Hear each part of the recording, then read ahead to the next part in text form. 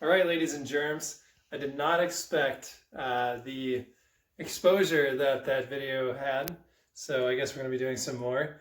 My GoPro is definitely a little outdated. This is a Hero 3 Plus. Luckily, I got GoPro on board for the 2020 season, and so I'll be set up with some new GoPros this year. I'll use those for this. I'm going to do some pedal cams as well as that same view that you guys saw, just because it's a pretty good view. And then I'll do a little bit more video editing of the driving, just so that there's like a better perspective. I'll also show you what I do for setup. We can do some clips with the other people in the SoCal Drift Boys Assetto group, which is Josh Mason, Rome Charpentier, Trent Beecham, which those last two are Formula Drift Pro 1 drivers. We have Jeremy Stoudemeyer, who is a media person for Formula Drift. We have Phil Miranda. We have Alex Klepikow, who is a videographer slash photographer for Rome, and he's out here in Southern California, and we're growing it. So there'll be a lot of us doing the tandems and that sort of thing. But for now, I'm just going to show you what I'm doing. I'll go over my rig really quick and show you what it is. It's definitely not like the most crazy thing in the world. I will be building like a more dedicated rig. NRG is going to set me up with a seat and a wheel. They sponsor the race car already. If you don't know what I drive, it's a 99 Mustang. Check out the Instagram if this isn't on Instagram, but it should be. It's a 99 Mustang GT. Doing some more changes right now, so 2020 season will be a little bit different. But I built this rig just as like a practice thing in between drifting events and to keep me relevant and just to have fun with my friends. It's a better occupation of my time than just sitting around looking at YouTube or watching movies or something. So yeah, I'll show you my rig. I'll show you basically what I got going on, and then some more footage of driving.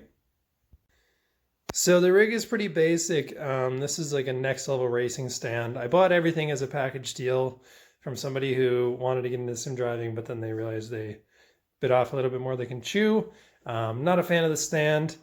It's a little rickety. There's a lot of flexing and creaking and stuff, and there's no way to attach a chair if you're using a crappy office chair like I am.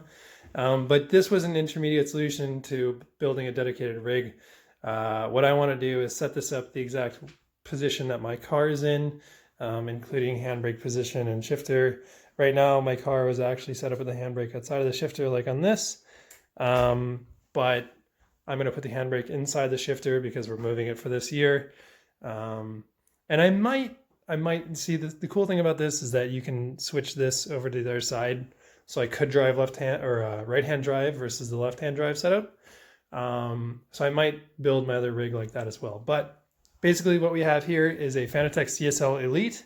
This is the one for an Xbox. You can see the little Xbox logo on there.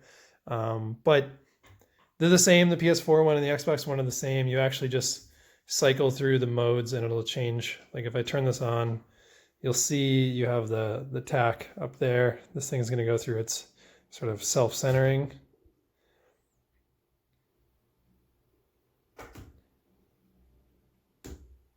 So now it's centered. What you have up here is it'll tell you speed or gear or whatever the game kind of tells that to do.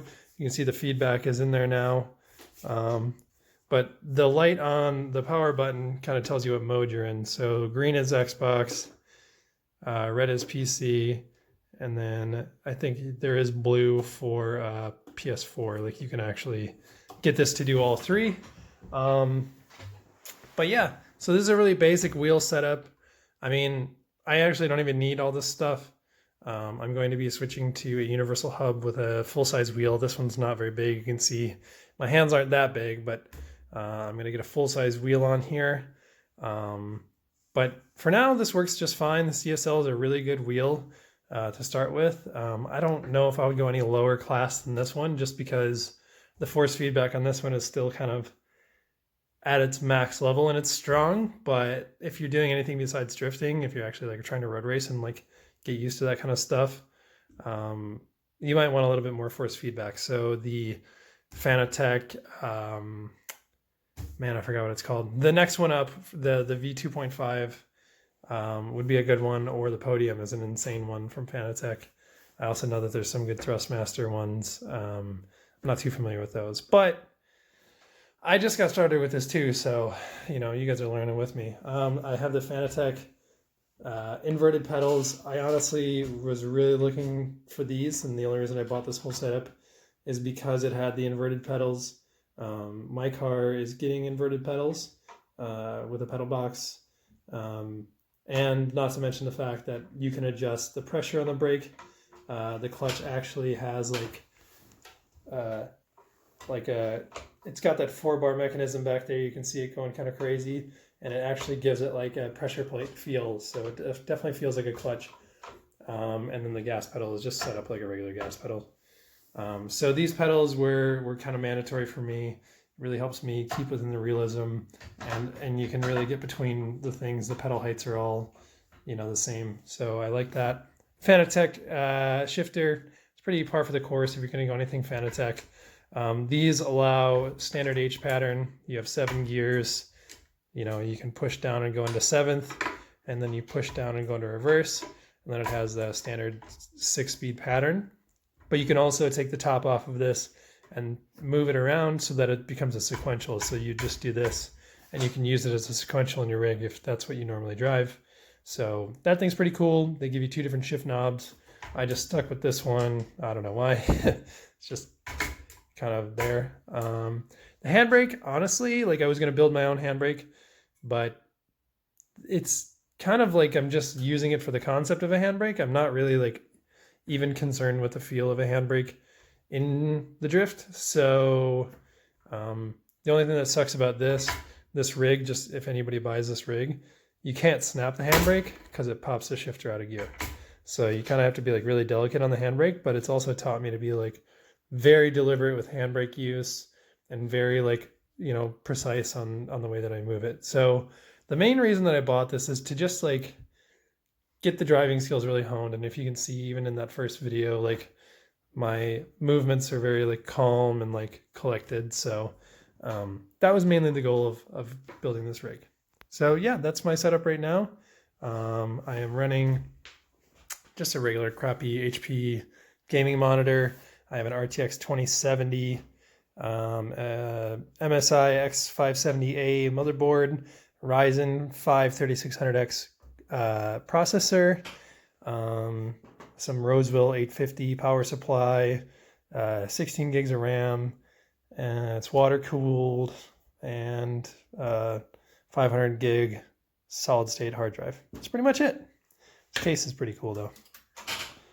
It's an infinity mirror case. Game Max Abyss case. It's pretty sweet. So yeah, that's my setup. And lastly, I forgot to mention, I have an HTC Vive.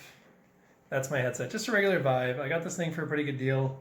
Clearly there are much better VR headsets out there, but the bang for the dollar of a HTC Vive was really what I was looking for. Not to mention that you get the towers. So it comes with 2 towers, and the towers do room tracking. So if you're not super into driving and you want to play other games, like I still play like Beat Saber and Accounting Plus and Job Simulator. They're really goofy VR games, but those are, you know, games that you can play with full room tracking. The biggest room that you can get in, like these things will track you throughout the whole room. I have this tiny little room that I can't do much in, but it's still fun to walk around and play those games. So yeah, I know that there's the Oculus. It's very similar.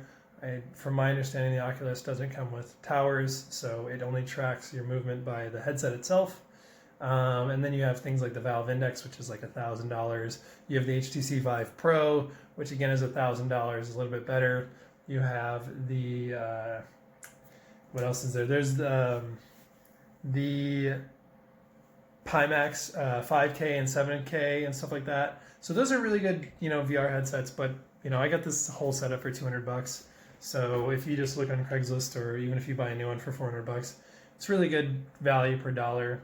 And you know, overall, like this whole VR driving computer or monitor, everything set up was like $3,000. So I mean, it's useful for other things. I sold my laptop. I use this for all my work and stuff like that now. So much more value than just playing video games. So I kind of justified it that way.